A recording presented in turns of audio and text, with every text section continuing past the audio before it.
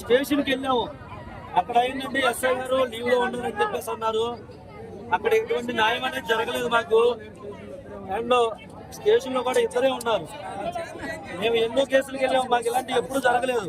కానీ ఈ రోజున మా కుటుంబానికి ఇలా జరిగేసరికి మాకు చాలా బాధగా ఉంది. ఇది మా కుటుంబం అనుకుంటే మేము అనుకోవచ్చు, ఇంతమంది జనం వచ్చేసరికి ఊరి కుటుంబం అయింది ఇది.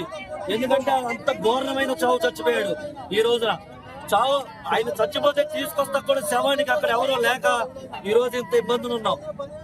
దయచేసి మేము ఒకటే కోరుకుంటున్నాం, వీళ్ళ కుటుంబానికి న్యాయం అనేది జరగాలి. అది ఎక్కడి నుండైనా జరగని న్యాయం అనేది జరిగి వీళ్ళ కుటుంబం, చిన్న పిల్లలు, బాబు, పాప 10th క్లాస్ చదువుతుంది, బాబు 7th క్లాస్ చదువుతున్నాడు.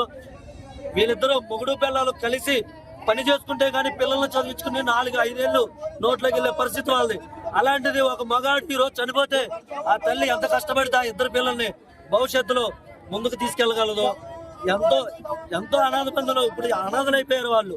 అలాంటి వాళ్ళకి కొంచెం మా ఊరు మొత్తం మేము ఈ రోజు అండగా ఉంటాం, 4 రోజులు అండగా ఉంటాం.